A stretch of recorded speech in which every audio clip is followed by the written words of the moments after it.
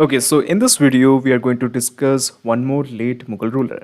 And this guy is the ninth Mughal emperor, and his name is Farrukhsiyar. Okay, so Farrukhsiyar was actually the ninth Mughal ruler. He was actually supported by a faction of nobles called the Sayyid brothers. Now, in the previous lecture, we had seen how Jahandar Shah was supported by the Iranian faction led by a guy called as Zulfikar Khan. If you haven't seen this lecture, that is of Jahandar Shah, it's uploaded there. You just have to find it. It's a very important topic. Go ahead. So Farrukhsiyar was supported by a faction of nobles called as the Sayyid brothers. Okay, so let's explore them. Okay, so Farrukhsiyar defeated his uncle Jahandar Shah. Now, as you may remember, Jahandar Shah was supported by a faction of nobility called as the Iranian nobility. Iranian nobility was led by a guy called as Zulfikar Khan. Let me explain you better. So here we have Farrukhsiyar. He was supported by the Sayyid brothers, okay, and he fought against Jahandar Shah. Okay, he fought against Jahandar Shah. Jahandar Shah was supported by the Irani nobles, and Irani nobles was led by a guy called as Zulfikar. Zulfikar. Okay. Now Farrukhsiyar defeated Jahandar Shah, and Zulfikar was executed. Now Farrukhsiyar became the Mughal ruler. He became the ninth Mughal ruler. Now, for the support from Sayyid brothers, the Sayyid brothers, that is Abdul Khan and Hussein Ali Khan, they were awarded with plum posting. Now, Abdul Khan, that is Sayyid brother 1, he was appointed as the Wazir, and Hussein Ali Khan as the Mir Baksh. Okay, Abdul Khan was appointed as the Wazir and Hussein Ali Khan as the Mir Baksh. Now, the thing about the Sayyid brothers is you may have learned about them in the history, but despite their unpopularity, they were actually very tolerant and secular rulers. Okay, secular nobles. Now, Farrukhsiyar also was to an extent very tolerant and secular rulers. Okay, so what we have to learn here is there was a faction, or there was a group called as the Sikhs. At this point, they were not really a dominant force, but they were actually a bunch of dacoits. So this is the Mughal Empire. Okay, so we have the Mughal Empire. So this whole comprised of the Mughal Empire.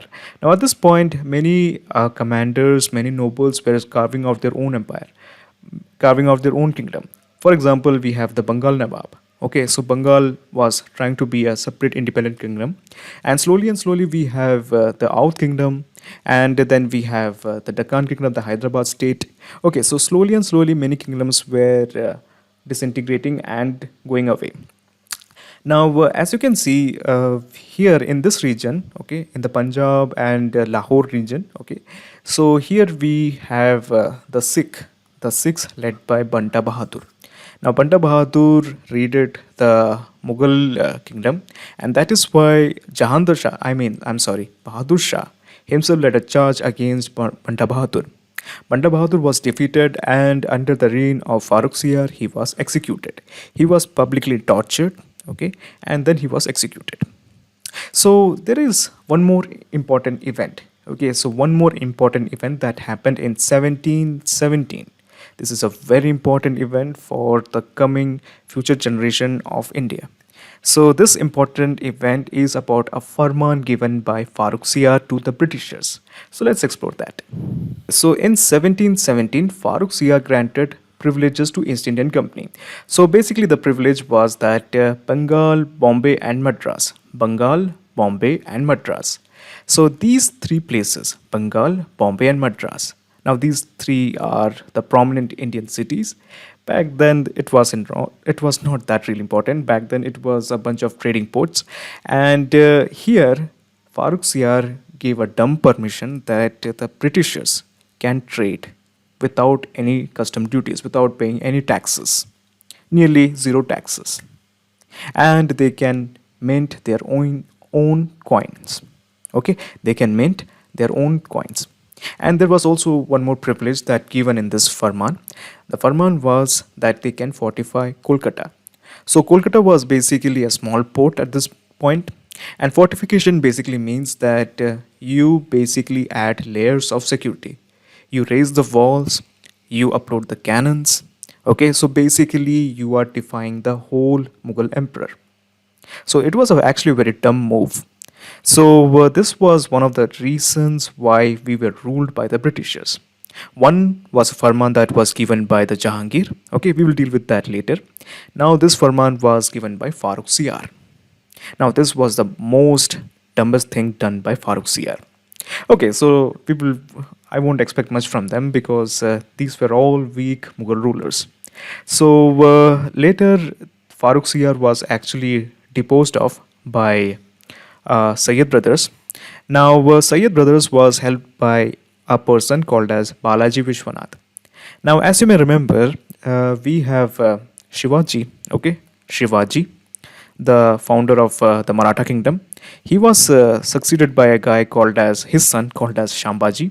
Okay, Shambhaji was succeeded by a person called as Shahu. Shahu was the son of Shambhaji. Okay, so this was a hereditary rule, nothing special.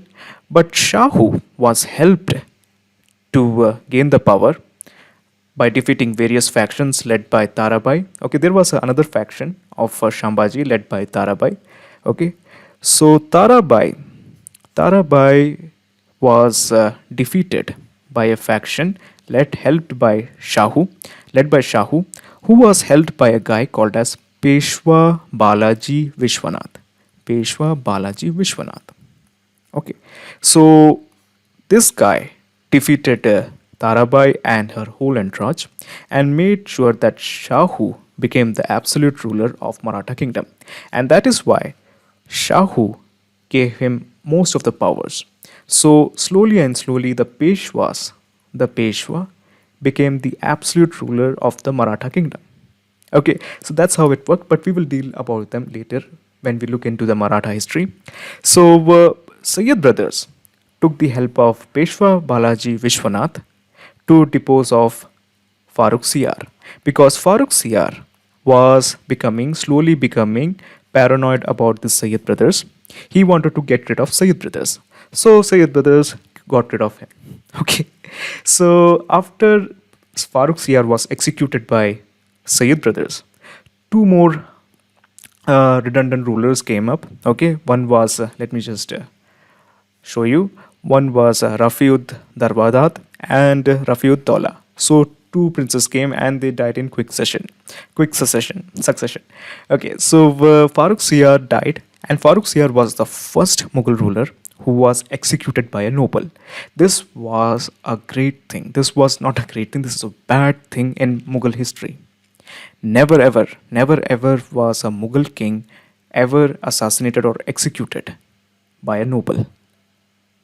Okay, so we will deal with MCQs. So this was all about Farrukhsiyar. So let's deal with MCQs. Okay, so Farrukhsiyar overthrew this Mughal emperor.